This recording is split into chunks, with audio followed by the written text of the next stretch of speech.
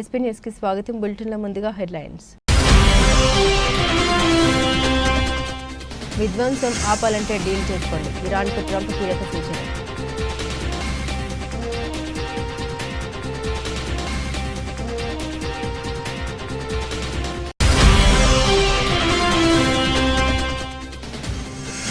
భారత్లో 7,400కి పెరిగిన corona active కేసులు, 87కు చేరిన మరణాలు.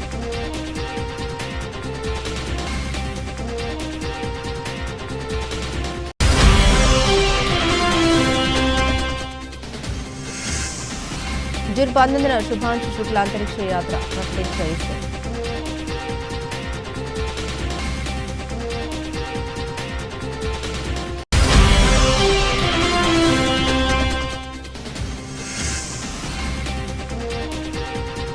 ఫీజుల దందాకు ఇంజనీరింగ్ కాలేజీలపై సీఎం రేవంత్ రెడ్డి కొరడా.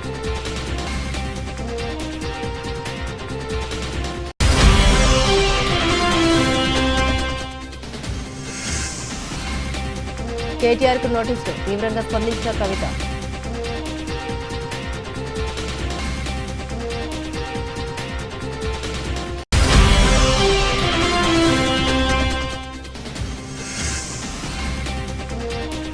లక్ష దాటిన పుత్తడి, ఒక్కరోజే 2,200 ఎగిసిన తులం విలువ.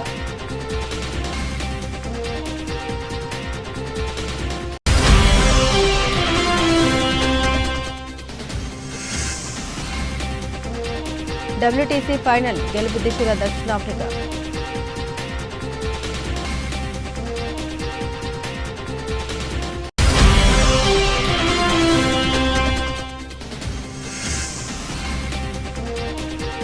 దర్శకుడిగా రాహుల్ రామకృష్ణ సరికొత్త ప్రయాణానికి శ్రీకారం.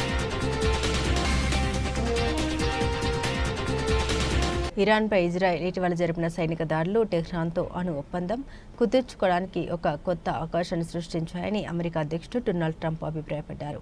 ఈ సంక్షోభం ఇరాన్ నాయకులకు మరిన్ని విధ్వంసాలు నివారించడానికి లభించిన రెండో అవకాశమని ఆయన వ్యాఖ్యానించారు. ఇరాన్లోని పలు అణు సైనిక స్థావరాలను లక్ష్యంగా చేసుకుని ఇజ్రాయెల్ భారీ దాడులు చేసిన నేపథ్యంలో మధ్యప్రాచ్యంలో ఉద్రిక్తత తీవ్రస్థాయికి చేరిన తరుణంలో ట్రంప్ ఈ వ్యాఖ్యలు చేయడం ప్రాధాన్యతను సంతరించుకుంది. ఇరాన్ తన అణు కార్యక్రమంపై తక్షణమే ఒక ఒప్పందానికి రావాలని, తద్వారా హింస మరింత పెరగకుండా ఆపాలని ట్రంప్ కోరారు. ఇరాన్ సామ్రాజ్యంగా ఒకప్పుడు పిలువబడిన దాన్ని కాపాడుకోవడానికి ఏమీ మిగలకుండా పోయేలోపే ఇరాన్ ఒక ఒప్పందం చేసుకోవాలని ట్రంప్ తన ట్రూత్ సోషల్ ప్లాట్ఫామ్లో రాశారు. ఇక మరణాలు వద్దు, విధ్వంసం వద్దు, ఆలస్యం కాకముందే దీన్ని చేయండి అంటూ ఈ సమయం చాలా కీలకమైందని ఆయన నొక్కి చెప్పారు.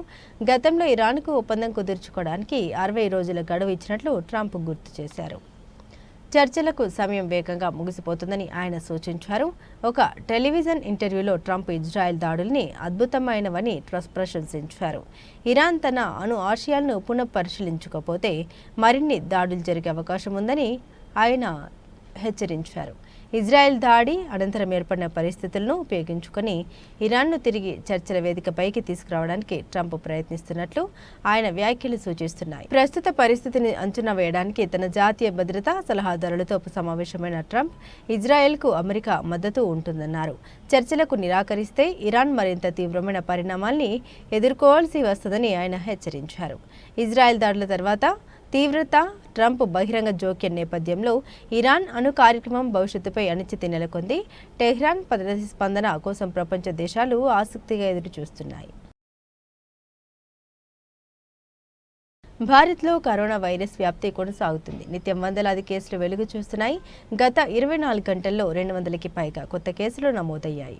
కేంద్ర ఆరోగ్య మంత్రిత్వ శాఖ డేటా ప్రకారం శుక్రవారం ఉదయం 8 గంటల నుండి శనివారం ఉదయం 8 గంటల వరకు దేశంలో 269 కొత్త కేసులు బయటపడ్డాయి. అత్యధికంగా కర్ణాటకలో 132 కేసులు వెలుగు చూశాయి. దీంతో దేశంలో యాక్టివ్ కేసుల సంఖ్య 7,400కి పెరిగింది. అత్యధికంగా కేరళ రాష్ట్రంలో 2,109 కేసులు యాక్టివ్గా ఉన్నాయి. ఆ తర్వాత గుజరాత్లో 1437, పశ్చిమ బెంగాల్లో 747, ఢిల్లీలో 672, మహారాష్ట్రలో 613, కర్ణాటకలో 527 కేసులు యాక్టివ్గా ఉన్నాయి. ఇక నిన్న ఒక్కరోజు 9 మరణాలు సంభవించాయి. మహారాష్ట్రలో 4, కేరళలో 3, రాజస్థాన్, తమిళనాడు రాష్ట్రాల్లో ఒక్కొక్కరు చొప్పున మొత్తం 9 మంది మరణించారు. దీంతో ఈ ఏడాది జనవరి నుండి ఇప్పటి వరకు కరోనాతో మరణించిన వారి సంఖ్య 87కు పెరిగింది. ఇక కరోనా వైరస్ నుండి కోలుకున్న వారి సంఖ్య 11,000 దాటింది. ఇప్పటి వరకు 11,967 మంది వైరస్ నుండి కోలుకున్నారు. సాంకేతిక సమస్యతో వాయిదా పడిన స్పేస్ ఎక్స్ డ్రాగన్ వ్యోమ నౌకా ప్రయోగానికి సంబంధించి కొత్త తేదీని ఇస్రో తాజాగా ప్రకటించింది. ఈ నెల 19న ఈ ప్రయోగం చేపట్టనున్నట్లు వెల్లడించింది. అమెరికాలోని ఫ్లోరిడాలో ఉన్న నాసాకు చెందిన కెన్నడీ స్పేస్ సెంటర్ నుండి ఈ ప్రయోగం జరగనుంది. ఈ ప్రయోగం ద్వారా భారత్, పోలాండ్, హంగేరీకి చెందిన 4 వ్యోమగాములను అంతర్జాతీయ అంతరిక్ష కేంద్రానికి పంపుతున్నారు. ఈ మిషన్కు భారత వ్యోమగామి శుభాంశు శుక్లా పైలట్గా వ్యవహరించబోతున్నారు. అమెరికా ప్రైవేట్ స్పేస్ సంస్థ ఎక్సిమమ్ చేపడుతున్న మానవ సహిత అంతరిక్ష ప్రయోగం AX-4 మిషన్లో భాగంగా స్పేస్ ఎక్స్ ఫాల్కన్ 9 రాకెట్ ద్వారా వీరు అంతర్జాతీయ అంతరిక్ష కేంద్రానికి వెళ్లనున్నారు. దీంతో ప్రైవేట్ రోదసీ యాత్ర ద్వారా ISSకు వెళ్లిన తొలి భారత వ్యోమగామిగా శుభాంశు చరిత్రకెక్కనున్నారు. ఇప్పటికే భారత్కు చెందిన ప్రముఖ వ్యోమగామి రాకేష్ శర్మ రోదసీ యాత్ర చేపట్టిన విషయం తెలిసిందే. రష్యా సహకారంతో అంతరిక్షయానం చేశారు. రాకేష్ శర్మ రోదసీ యాత్ర చేసిన 4 దశాబ్దాల తర్వాత శుభాంశు గౌరవాన్ని దక్కించుకోనున్నారు. నాసా సహకారంతో శుక్లా IASలో వివిధ శాస్త్రీయ పరిశోధనలు చేయనున్నారు. పైలట్గా ఈ యాత్రలో పాల్గొనేందుకు ఎంతో ఆసక్తితో ఎదురు చూస్తున్నానని శుక్లా ఇప్పటికే ప్రకటించిన విషయం తెలిసిందే. నిజానికి మే 29న ఈ ప్రయోగం జరగాల్సి ఉండగా వాయిదా పడింది. తొలుత ఈ ప్రయోగాన్ని జూన్ 8వ తేదీకి వాయిదా వేశారు. ఆ తర్వాత జూన్ 10, జూన్ 11కు వాయిదా పడింది. AX-4 మిషన్కు సంబంధించిన ఫాల్కన్ 9 రాకెట్ తనిఖీలో ద్రవ రూప ఆక్సిజన్ లీకేజ్ కారణంగా జూన్ 11న జరగాల్సినటువంటి ఈ ప్రయోగం మళ్లీ వాయిదా వేశారు. లీకేజ్కు సంబంధించిన మరమ్మతులు పూర్తి చేసేందుకు మరింత సమయం పడుతుందని రాకెట్ లాంచింగ్ను వాయిదా వేస్తున్నట్లు స్పేస్ ఎక్స్ తెలిపింది. ఈ క్రమంలో ఇప్పుడు కొత్త తేదీని ప్రకటించింది. రాష్ట్రంలోని ఇంజనీరింగ్ కళాశాలలో తరచూ ఫీజులు పెంచుతుండటంపై ముఖ్యమంత్రి రేవంత్ రెడ్డి తీవ్ర అసంతృప్తిని వ్యక్తం చేసినట్టు తెలిసింది. అలాగే ఫీజులు పెరుగుతూ పోతే భవిష్యత్తులో కన్వీనర్ కోటా సీట్లలో చేరేందుకు కూడా విద్యార్థులు వెనుకాడే పరిస్థితి వస్తుందని ఆందోళన వ్యక్తం చేశారు. శుక్రవారం విద్యాశాఖ ఉన్నతాధికారులతో జరిగిన సమీక్షా సమావేశంలో ఈ అంశం ప్రస్తావనకు వచ్చింది. రాబోయే 3 ఏళ్లు అంటే కాలానికి ఇంజనీరింగ్ కళాశాలలకు కొత్త ఫీజులు ఖరారు చేసేందుకు గాను అధికారులు రూపొందించిన నివేదికను సీఎంకు సమర్పించారు. ఈ నివేదికను పరిశీలించిన అనంతరం ఫీజుల పెంపునకు అనుసరిస్తున్న ప్రామాణికత ఏంటని అధికారులను రేవంత్ రెడ్డి ప్రశ్నించినట్లు సమాచారం. ప్రతిసారి ఫీజులు ఎందుకు పెంచుతున్నారు? కళాశాలలో అందిస్తున్న విద్య నాణ్యత ఏ స్థాయిలో ఉంది? యాజమాన్యాలు నిబంధన పాటిస్తున్నాయా లేదా వంటి అంశాలపై ఆయన ఆరా తీశారు. ఫీజుల ఖరారు విషయంలో ఆలస్యమైనా పర్వాలేదని మరింత లోతుగా శాస్త్రీయ పద్ధతిలో అధ్యయనం చేసి నివేదిక ఇవ్వాలని అధికారులను ఆదేశించినట్టు తెలిసింది. గతంలో 2016 విద్యా సంవత్సరంలో నాటి ప్రభుత్వం 40 విజిలెన్స్ బృందాలను ఇంజనీరింగ్ కళాశాలకు పంపి రికార్డులను తనిఖీ చేయించిందని సీఎం గుర్తు చేశారు. ఆ విజిలెన్స్ నివేదికలు ప్రస్తుతం ఎక్కడ ఉన్నాయని, వాటి ఆధారంగా ఎలాంటి చర్యలు తీసుకున్నారనే వివరాల్ని కూడా ఆయన అధికారుల నుండి కోరినట్లు సమాచారం. ఈ చర్చ సందర్భంగా ప్రైవేటు పాఠశాల ఫీజుల నియంత్రణ అంశాన్ని అధికారులు ప్రస్తావించగా ఇంజనీరింగ్ విద్యా తరహాలోనే పాఠశాల ఫీజుల నియంత్రణకు కూడా ఒక సమగ్రమైన చట్టం తీసుకొద్దామని, దీనిపై కూడా క్షుణ్ణంగా అధ్యయనం చేయాలని సీఎం సూచించినట్టు తెలిసింది. రాబోయే 2025-26 విద్యా సంవత్సరానికి సంబంధించి బీటెక్ సీట్ల భర్తీ ప్రక్రియ జూలై 1 లేదా 2వ వారంలో ప్రారంభం కావాల్సి ఉంది. అప్పటికల్లా ప్రభుత్వం కొత్త ఫీజుల్ని ఖరారు చేస్తూ అధికారిక ఉత్తర్వులు జారీ చేయాలి. అయితే ఫీజుల ఖరారుపై మరింత సమగ్రంగా అధ్యయనం చేయాలని సీఎం ఆదేశించిన నేపథ్యంలో ఈ ప్రక్రియ పూర్తవుతుందా అనే సందేహాలు వ్యక్తమవుతున్నాయి. గతంలో కూడా కొత్త ఫీజుల్ని సకాలంలో ఖరారు చేయని సందర్భాల్లో పాత ఫీజుల్ని వసూలు చేసే కొత్త ఫీజులు ఖరారైన తర్వాత వ్యత్యాసాన్ని సర్దుబాటు చేసుకునేలా కళాశాలకు అనుమతించారు. ఈసారి కూడా అదే విధానాన్ని అనుసరిస్తారా లేక ఈ సంవత్సరానికి ఫీజుల పెంపును వాయిదా వేస్తారా అనేది తేలాల్సి ఉంది. విద్యార్థులు వారి తల్లిదండ్రులు ఈ విషయంలో ప్రభుత్వ నిర్ణయం కోసం ఆసక్తిగా ఎదురుచూస్తున్నారు. బీఆర్ఎస్ వర్కింగ్ ప్రెసిడెంట్ కేటీఆర్కు మరోసారి నోటీసులు జారీ చేయడంపై బీఆర్ఎస్ ఎమ్మెల్సీ కల్వకుంట్ల కవిత తీవ్ర ఆగ్రహాన్ని వ్యక్తం చేశారు. ఇది పూర్తిగా రాజకీయ కక్ష సాధింపు చర్యని ఆమె ఆరోపించారు. కేటీఆర్కు కాంగ్రెస్ ప్రభుత్వం తాజాగా నోటీసులు ఇవ్వడం తీవ్రంగా ఖండిస్తున్నట్లు కవిత శుక్రవారం ఒక ప్రకటన తెలిపారు. రాజకీయ కక్ష సాధింపులో భాగంగా మా వర్కింగ్ ప్రెసిడెంట్ కేటీఆర్కు కాంగ్రెస్ ప్రభుత్వం మళ్లీ నోటీసులు జారీ చేయడాన్ని తీవ్రంగా ఖండిస్తున్నామని ఆమె పేర్కొన్నారు. మీరు ఎన్ని కుట్రలు పడినా మీ వైఫల్యాల్ని ప్రజాక్షేత్రంలో ఎండగడుతూనే ఉంటామంటూ కాంగ్రెస్ ప్రభుత్వాన్ని ఉద్దేశించి ఆమె వ్యాఖ్యానించారు. మరోవైపు ప్రజా గాయకుడు గద్దర్ను కాంగ్రెస్ ప్రభుత్వం అవమానించిందని కవిత తీవ్రంగా విమర్శించారు. ప్రతి సందర్భంలోనూ గద్దర్ పేరును ప్రస్తావిస్తే కాంగ్రెస్ ప్రభుత్వం ఆయన పేరు మీద ఇస్తున్న సినిమా అవార్డుల ఆహ్వాన పత్రికలో గద్దర్ ఫోటోను ముద్రించకపోవడం బాధాకరమని ఆమె ఆవేదన చెందారు. ప్రజా గాయకుడు గద్దర్ గారిని కాంగ్రెస్ ప్రభుత్వం అవమానించడాన్ని తీవ్రంగా ఖండిస్తున్నాను. ప్రతి సందర్భంలో గద్దర్ పేరును జపం చేసే కాంగ్రెస్ ప్రభుత్వం వారి పేరు మీద ఇస్తున్నటువంటి సినీ అవార్డుల ఆహ్వాన పత్రికలో గద్దర్ ఫోటో లేకపోవడం బాధాకరమని కవిత పేర్కొన్నారు. కనీసం అవార్డుల పంపిణీ కార్యక్రమంలోనైనా ఆయన చిత్రపటాన్ని ఏర్పాటు చేసి ఆయన్ను గౌరవించాలని డిమాండ్ చేశారు. కాంగ్రెస్ ప్రభుత్వం గద్దర్ విషయంలో ద్వంద్వ వైఖరి అవలంబిస్తుందని కవిత ఆరోపించారు. ఈ రెండు అంశాలపై ప్రభుత్వం తక్షణమే స్పందించాలని కోరారు. కూటమి ప్రభుత్వ పాలన ఏడాది పూర్తి చేసుకున్న సందర్భంగా ఈ నెల 23వ తేదీ నుండి నెల రోజుల పాటు రాష్ట్ర వ్యాప్తంగా సుపరిపాలనలో తొలి అడుగు పేరుతో ఇంటింటికి విజయయాత్ర నిర్వహించాలని ముఖ్యమంత్రి చంద్రబాబు పార్టీ శ్రేణులకు పిలుపునిచ్చారు. ఈ యాత్ర ద్వారా ప్రభుత్వం ఏడాది కాలంలో సాధించిన విజయాలు, అమలు చేసిన సంక్షేమ పథకాలను ప్రజలకు వివరించాలని ఆయన సూచించారు. తెలుగుదేశం పార్టీ ఎమ్మెల్యేలు, ఎంపీలు, ముఖ్య నేతలు, గ్రామస్థాయి కార్యకర్తలతో శుక్రవారం నిర్వహించిన టెలికాన్ఫరెన్స్లో ఆయన ఈ కీలక ఆదేశాలు జారీ చేశారు. ఈ విజయయాత్రలో నాయకుల నుండి కార్యకర్తల వరకు ప్రతి ఒక్కరూ పాల్గొని ప్రభుత్వ కార్యక్రమాల గురించి ప్రచారం చేయడంలో పోటీ పడాలని ముఖ్యమంత్రి కోరారు. మొదటి ఏడాది మనం ఏం చేశామో చెప్పడంతో పాటు ప్రత్యర్థులు చేసిన దుష్ప్రచారాన్ని సమర్థవంతంగా తిప్పికొట్టాలి. మనం సాధిస్తున్న విజయాలు చూసి తట్టుకోలేకనే వారు మహిళల్ని అవమానించడం, దాడులకు దిగడం వంటి చర్యలకు పాల్పడుతున్నారని చంద్రబాబు అన్నారు. మహానాడు విజయవంతమైందని, విశ్రాంతి తీసుకోవద్దని, పార్టీ సంస్థాగత కమిటీల ఏర్పాటును త్వరితగతిన పూర్తి చేయాలని, పార్టీ కోసం కష్టపడి పనిచేసే వారికి కమిటీలో సముచిత స్థానం కల్పించాలని ఆయన స్పష్టం చేశారు. కుటుంబ సాధికార సారథిలో చురుగ్గా ఉన్న వారికే పార్టీలో పదవులు లభిస్తాయని, కార్యకర్తలు నిత్యం చైతన్యవంతంగా ఉండాలని ఆయన దిశానిర్దేశం చేశారు.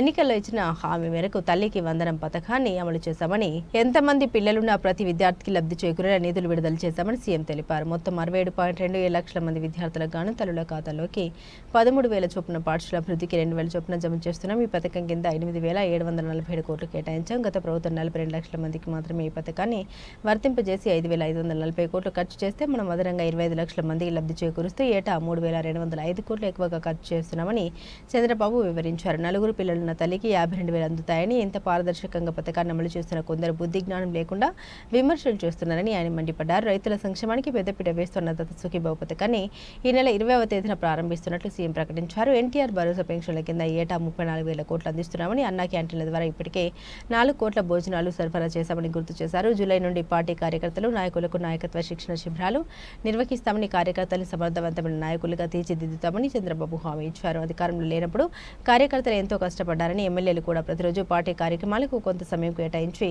ప్రజలతో మమేకం అవ్వాలని సూచించారు.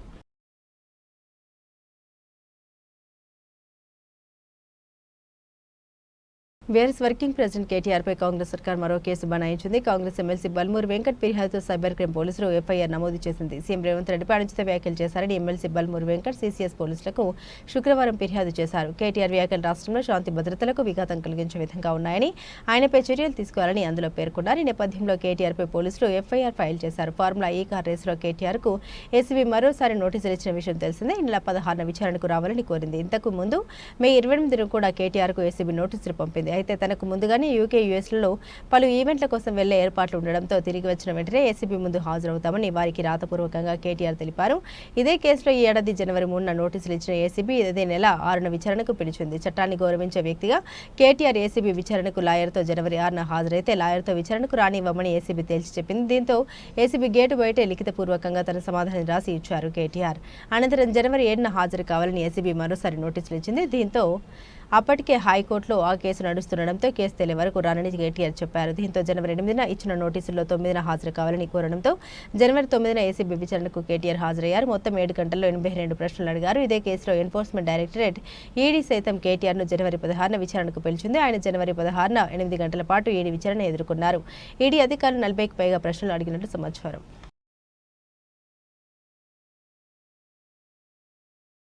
గత ఎన్నికల్లో మాట ఇచ్చిన ప్రకారం బషీరాబాద్ మండలంలో ఉన్న ప్రతి ఒక్క అర్హులకు ఇందిరమ్మ ఇళ్లను మంజూరు చేయించడం జరిగిందని PSCS vice chairman Ajay Prasad అన్నారు. వికారాబాద్ జిల్లా బషీరాబాద్ మండలంలోని గుర్రం అనంతయ్య గార్డెన్లో శుక్రవారం తాండూరు ఎమ్మెల్యే మనోహర్ రెడ్డి ఇందిరమ్మ ఇళ్ల ప్రెసిడెంట్ కాపీలను ఇందిరమ్మ ఇళ్ల లబ్ధిదారులకు అందించారు. ఈ సందర్భంగా PSCS vice chairman Ajay Prasad మాట్లాడారు. గత ఎమ్మెల్యే ఎన్నికల్లో మైల్వారి గ్రామంలో ఎన్నికల ప్రచారం ప్రారంభించిన సందర్భంగా 10 సంవత్సరాలు బీఆర్ఎస్ పార్టీలో ఉండి ప్రజలకు ఏం చేయలేకపోయామని, తమ సతీమణి గత 10 సంవత్సరాలు ఎంపీపీగా ఉండి కూడా ప్రజలకు ఒక రేషన్ కార్డు, ఒక ఇందిరమ్మ ఇల్లు అర్హులను రేషన్ లబ్ధిదారులకు పెన్షన్ కూడా అందించలేకపోయామని, అందుకే మేము పార్టీ మారిన విషయాన్ని ఆయన గుర్తు చేశారు. ఈరోజు కాంగ్రెస్ పార్టీ ఆధ్వర్యంలో ఎమ్మెల్యే మనోహర్ రెడ్డి ఆధ్వర్యంలో బషీరాబాద్ మండలంలో ప్రతి ఒక్క లబ్ధిదారులకు రేషన్ కార్డుని, ఇందిరమ్మ ఇళ్లను మరియు పెన్షన్ను ప్రతి ఒక్క లబ్ధిదారులకు మంజూరు చేయించడం జరుగుతుందన్నారు. అదేవిధంగా అభివృద్ధి పరంగా చూస్తే గనక ఇప్పటి వరకు దాదాపు 300 కోట్ల రూపాయలతో బషీరాబాద్ మండలంలో వివిధ అభివృద్ధి పనులు కొనసాగుతున్నాయని ఆయన గుర్తు చేశారు. ఇందిరమ్మ ఇళ్లు వచ్చిన వారందరూ కూడా ఇందిరమ్మ ఇళ్లు పనులను అతి త్వరగానే పూర్తి చేసుకోవాలని తెలిపారు. అదేవిధంగా ఇందిరమ్మ ఇల్లు రాని వారు ఎవరు కూడా బాధపడవద్దని రెండో విడతలో ప్రతి ఒక్క లబ్ధిదారులకు ఇందిరమ్మ ఇళ్లను ఇవ్వడం జరుగుతుందన్నారు. బషీరాబాద్ మండలానికి ఇంకా అవసరమైతే ఎమ్మెల్యే మనోహర్ రెడ్డి ఆధ్వర్యంలో సీఎం రేవంత్ రెడ్డి దగ్గర వెళ్లి మరిన్ని ఇందిరమ్మ ఇళ్లను తీసుకురావడానికి ప్రయత్నం చేస్తామన్నారు. ఒక ఇల్లు కూడా మనం నిరుపేదలకు ఇవ్వలేకపోయినాము అని చెప్పి ఆన్ రికార్డు కూడా ఉన్నాయి. చాలామంది ఫోన్లలో కూడా వాట్సాప్లలో కూడా ఉన్నాయి. అదేవిధంగా చాలామందికి మేము పింఛన్లు ఇవ్వలేకపోయినాం, రేషన్ కార్డులు ఇప్పించలేకపోయినాం. అందుకే ఆ టీఆర్ఎస్ పార్టీ మీద విరక్తి చెంది మేము కాంగ్రెస్ పార్టీలో చేరుతున్నామని చెప్పి ఆ రోజు మనరెడ్డి గారి ఆధారంలో అందరి ఆధారంలో కూడా నేను చెప్పడం జరిగింది. అదేవిధంగా ఈరోజు నాకు చాలా సంతోషంగా ఉంది. ఎందుకంటే ఏదైతే లక్ష్యంతో నేను కాంగ్రెస్ పార్టీలో జాయిన్ అయినానో ఆ లక్ష్యం ఈరోజు నిరబోతుందని చెప్పి నేను సంతోషంగా ఉన్నా. ఎందుకంటే ఆ రోజు చెప్పిన నేను 10 ఏళ్లలో ఎంపీపీ నా భార్య ఉండి నేను రాజకీయంగా ఇంత పెద్ద లీడర్గా ఉండి కూడా ఒక ఇల్లు ఇప్పలేకపోయినా ఈరోజు మనోరెడ్డి గారి ఆధారంలో అందరికీ కూడా దాదాపుగా 954 ఇళ్ళు కూడా ఈరోజు శాంక్షన్ తీసుకొచ్చి ఈరోజు పట్టాలు ఇవ్వడానికి ఈరోజు మనోరెడ్డి గారు కానీ రమేష్ బాబు గారు ఇంత పెద్ద మంది వచ్చినందుకు నేను సంతోషపడుతున్నా. ఏది ఏమైనా మనం ఏం చెప్పినామో ఆ కార్యక్రమాన్ని ఆ రోజు చేపించుకుంటూ పోతున్నాం. ఆ రోజు ఏం చెప్పినాం, మీకు అందరికీ రేషన్ కార్డులు కావాలి అన్న. మనోరన్న మాకు రేషన్ కార్డులు లేవు, 10 ఏళ్లలో గరీబ్ బీద పిల్లలకు రేషన్ కార్డు రాలేవు, వాళ్ళు పెళ్లిళ్ళు చేసుకున్నారు, నలుగురు వాళ్ళ పెళ్లిళ్ళు అయినాయి, వాళ్ళ పిల్లలు అన్నారు, వాళ్ళకి రేషన్ కార్డులు లేవన్నా. ఎట్టి పరిస్థితుల్లో మీరు రేవంత్ రెడ్డి గారితో మాట్లాడి మీరు రేషన్ కార్డులు ఇప్పించాలని చెప్తే మీరు అందరికీ కూడా రేషన్ కార్డులు కూడా శాంక్షన్ చేయడం జరిగింది. మీకు అందరికీ కూడా రేషన్ కార్డు వచ్చింది. మీకు అందరికీ కూడా సన్న బియ్యం కూడా ఇవ్వబోతున్నాం, మీరు తీసుకుంటూ పోతున్నారు. అదేవిధంగా మీకు అందరికీ కూడా ఆ రోజు చెప్పిన ప్రకారంగా ఈరోజు మనోరెడ్డి గారి నాయకత్వంలో ఒకదానెంబడి అన్ని కూడా చేసుకుంటూ పోతూనే ఉన్నాం. కాళేశ్వరం విచారణ అంటే బీఆర్ఎస్ నేతలు ఎందుకు వణుకుతున్నారని తెలంగాణ సహకార union limited chairman మానల Mohan Reddy అన్నారు. గత 3-4 రోజులుగా ఈ రాష్ట్రంలో కాళేశ్వరం పైన ఏర్పాటు చేసినటువంటి కమిషన్ ఏదైతే ఉందో కేసీఆర్ను విచారణకు హాజరు కావాల్సిందిగా కోరిన తర్వాత ఈ రాష్ట్రంలో ఉన్నటువంటి టీఆర్ఎస్ సంబంధించిన వర్కింగ్ ప్రెసిడెంట్ అయితేంది, అదేవిధంగా హరీష్ రావు అయితేనేది, ఇద్దరు కూడా తోక తెగిన పక్షుల్లాగా అరుస్తూనే ఉన్నారు. వాస్తవానికి కాళేశ్వరం ప్రాజెక్టు దానికి గుండెకాయ అయినటువంటి మేడిగడ్డ రెండు కూడా మీ ప్రభుత్వ హయాంలోనే మొదలై మీ ప్రభుత్వ హయాంలోనే కూలిపోవడం జరిగింది. రేవంత్ రెడ్డి గారు ముఖ్యమంత్రి అయిన తర్వాత ఆ ప్రాజెక్టుకు సంబంధించిన విజిలెన్సీ విచారణ అయితేనేది, శాఖాపరమైన విచారణ అయితేనేది, అదేవిధంగా కేంద్ర ప్రభుత్వ విచారణ సంస్థ ద్వారా చేసినటువంటి విచారణలన్నీ కూడా నాణ్యత లోపం ద్వారానే ఈ ప్రాజెక్టు కూలిందని చెప్పడం ద్వారానే కమిషన్ ఏర్పాటు చేసి దానిపైన విచారణ చేసి వాస్తవాలను ప్రజలకు వివరించే ప్రయత్నం చేసిండు ఈ రాష్ట్ర ముఖ్యమంత్రి రేవంత్ రెడ్డి గారు. కానీ దీనికి ఏదో ఈ ప్రపంచంలోనే ఒక బ్రహ్మాండమైన ప్రాజెక్టును మేము మాత్రమే కట్టామని చెప్పుకునే టీఆర్ఎస్ నాయకులందరూ కూడా మరి కూలిపోవడానికి కారణం ఎంత తెలివి తక్కువ మాటలు మాట్లాడుతున్నారు అంటే, కేటీఆర్ అంటే ఒకటోడు కాంగ్రెస్ వాళ్ళేమే బాంబులు పెట్టి కూల్చేస్తున్నామంటే వానికి తెలివి ఉందో లేదో నాకైతే అర్థం కావడం లేదు.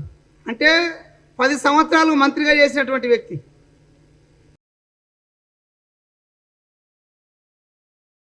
కేవలం కమిషన్ల కోసమే భద్రకాళి చెరువు మరమ్మతుల్ని ఆలస్యం చేస్తుంది కాంగ్రెస్ సర్కారని మాజీ ఎమ్మెల్యే దాసి వినయ్ భాస్కర్ అన్నారు.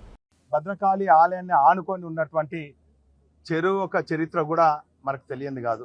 కాకతీయులు వారు నిర్మాణం చేపట్టినటువంటి టెంపుల్ ట్యాంక్ టౌన్స్ లో భాగమే ఈరోజు ఈ భద్రకాళి చెరువు. 2003లో అకారణంగా పెద్ద ఎత్తున వర్షపాతం ఇక్కడ నమోదైంది. 100 ఏళ్లలో కూడా అంత వర్షపాతం నమోదు కాకుంటే 23లో పెద్ద వర్షపాతం నమోదైతే ఆ కారణంగా కొంత లోతట్టు ప్రాంతంలో కూడా ఈ వరద నీరు వచ్చింది. ఆ తర్వాత ఆ పరిస్థితిను కేటీఆర్ గారు సమీక్షించుకొని వెంటనే 100 కోట్లు, అదేవిధంగా 180 కోట్లు కూడా ఈ భద్రకాళి చెరువు మరమ్మతు, అదేవిధంగా నాలాలు రివిట్మెంట్ అన్ని కూడా అభివృద్ధి కోసము అడ్మినిస్ట్రేషన్ శాంక్షన్ కూడా ఇచ్చింది.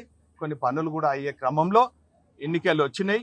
కోడ్ కారణంగా ఆ పనులను కూడా నిలిపివేయడం జరిగింది. అయితే ఎన్నికల సమయంలో కాంగ్రెస్ పార్టీ నాయకులు మాయ మాటలు చెప్పి అమలు కాని 420 హామీలు ఇచ్చి 6 గ్యారంటీలతోని అధికారంలోకి వచ్చిన తర్వాత అనేక రంగాలలో అవినీతికి తెరలేపారు.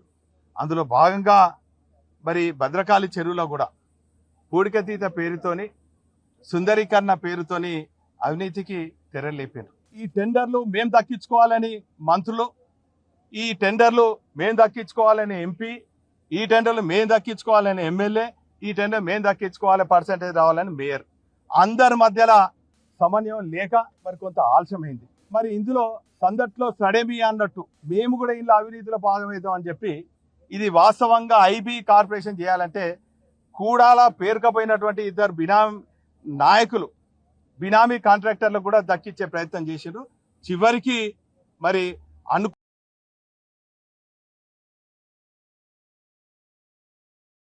కూటమి మొహం పగిలేలా సుప్రీంకోర్టు తీర్పు ఇచ్చింది. రెడ్ బుక్ అనే పేరుతో రాజ్యాంగ విరుద్ధమైన పాలన చేస్తున్నాడు చంద్రబాబు.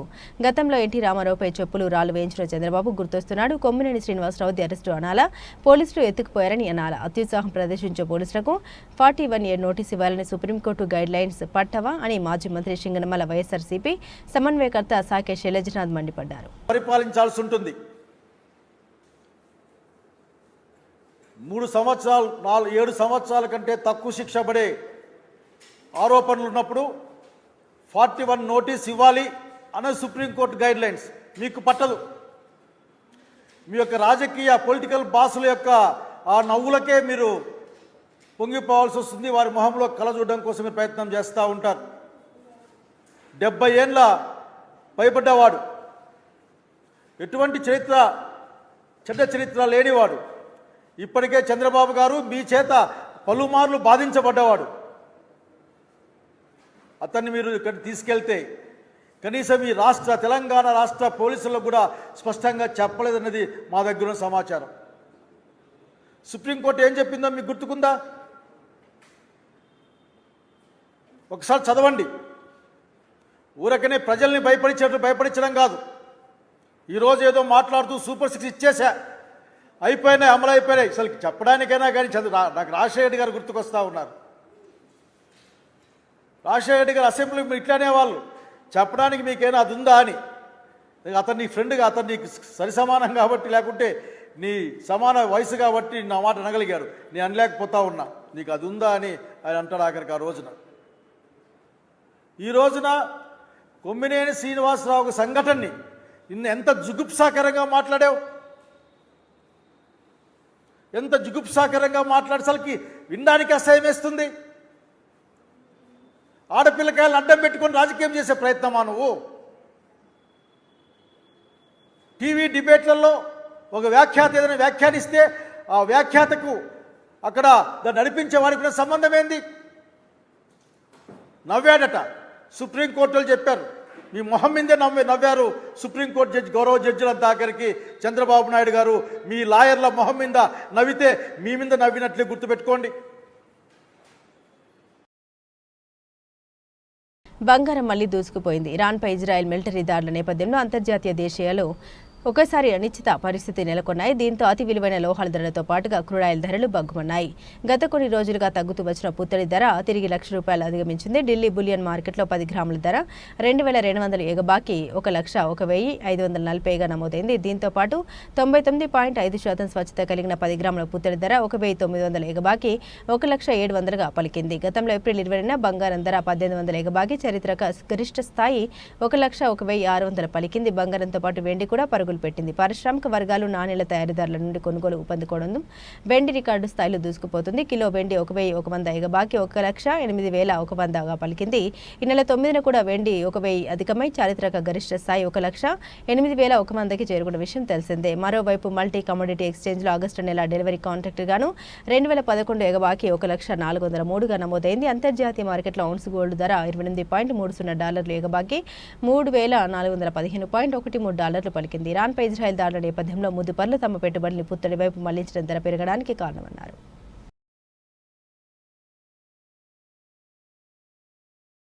లండన్లోని చారిత్రాత్మక లార్డ్స్ మైదానంలో జరుగుతున్న ICC world test championship final 2025 మూడో రోజు ఆట ముగిసే సమయానికి ఆసక్తికరంగా మారింది. ఆస్ట్రేలియాతో జరుగుతున్న ఈ తుది పోరులో దక్షిణాఫ్రికా పట్టు బిగించే దిశగా అడుగులు వేస్తోంది. మూడో రోజు శుక్రవారం ఆట ముగిసే సమయానికి సఫారీ జట్టు తమ రెండో ఇన్నింగ్స్లో 2 వికెట్ల నష్టానికి 185 పరుగులు చేసింది. కెప్టెన్ టెంబా భౌమా ఎడెన్ మార్క్రమ్ అద్భుతమైన భాగస్వామ్యంతో జట్టును విజయానికి చేరువ చేస్తున్నారు. ఆస్ట్రేలియా నిర్దేశించిన లక్ష్యాన్ని ఛేదించే క్రమంలో బరిలోకి దిగిన దక్షిణాఫ్రికా రెండో ఇన్నింగ్స్లో ఆదిలోనే తడబడింది. ఓపెనర్ ర్యాక్ రికెల్టన్ కేవలం 9 పరుగుల వద్ద మిచెల్ స్టార్క్ బౌలింగ్లో అలెక్సిక్ వారికి క్యాచ్ ఇచ్చి వెనుక తిరిగాడు. ఆ తర్వాత క్రీజులోకి వచ్చిన వియాన్ ముల్టర్ దూకుడుగా ఆడే ప్రయత్నం చేసిన 70 పరుగుల వద్ద స్కార్క్ బౌలింగ్లోనే లబుషన్కు క్యాచ్ ఇచ్చి పెవిలియన్ చేరాడు. ఈ దశలో ఎడెన్ మార్క్రమ్కు కెప్టెన్ టెంబా భౌమా జత కలిశాడు. వీరిద్దరు సమయం ఆడుతూ ఆస్ట్రేలియా బౌలర్లను సమర్థవంతంగా ఎదుర్కొన్నారు. మార్క్రమ్ 133 బంతుల్లో 9 ఫోర్లతో 90 పరుగులు చేయగా బౌమా 93 బంతుల్లో 4 ఫోర్లతో 51 పరుగులు చేసే జయంగా క్రీజులో ఉన్నారు. మూడో రోజు ఆట ముగిసే సమయానికి దక్షిణాఫ్రికా 47 ఓవర్లలో 2 వికెట్ల నష్టానికి 185 పరుగులు చేసింది. విజయం సాధించాలంటే సఫారీ జట్టు మరో 97 పరుగులు చేయాల్సి ఉంది. ఆస్ట్రేలియా బౌలర్లో మిచెల్ స్కార్క్ 2 వికెట్లు పడగొట్టాడు.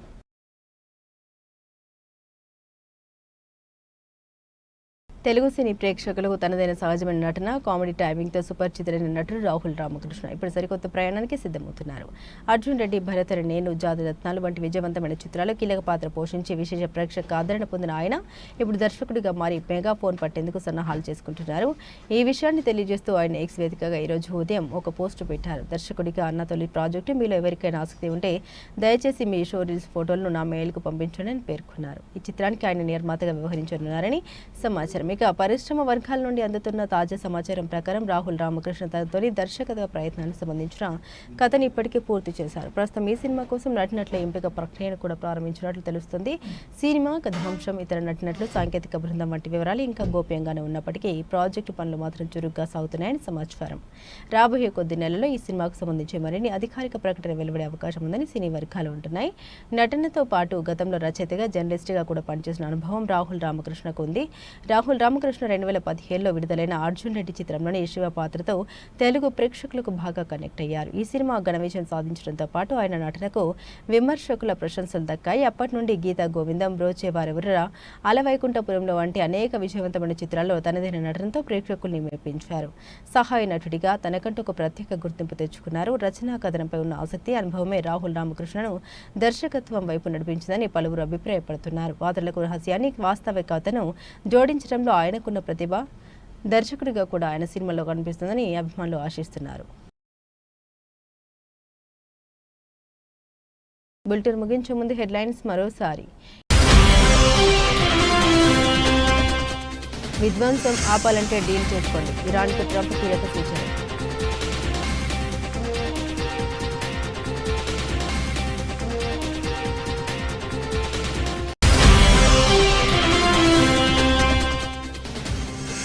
భారత్లో 7,400కు పెరిగిన కరోనా యాక్టివ్ కేసులు, 87కు చేరిన మరణాలు.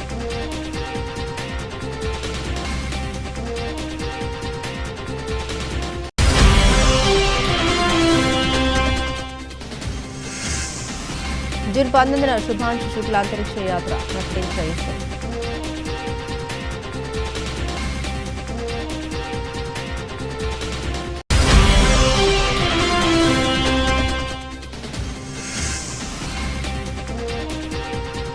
ఫీజుల దందాకు చెక్, ఇంజనీరింగ్ కాలేజీలపై సీఎం రేవంత్ రెడ్డి కొరడా.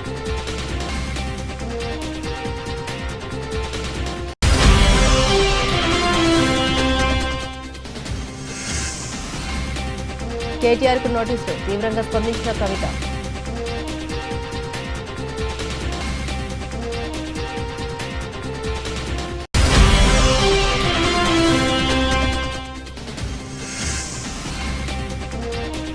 లక్ష దాటిన పుత్తడి, ఒక్కరోజే 2,200 ఎగిసిన తులం విలువ.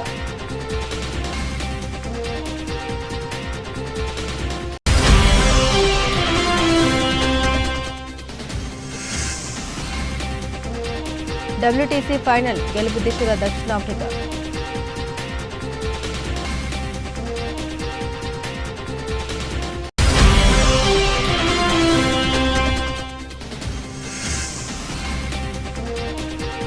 దర్శకుడిగా రాహుల్ రామకృష్ణ సరికొత్త ప్రయాణానికి శ్రీకారం.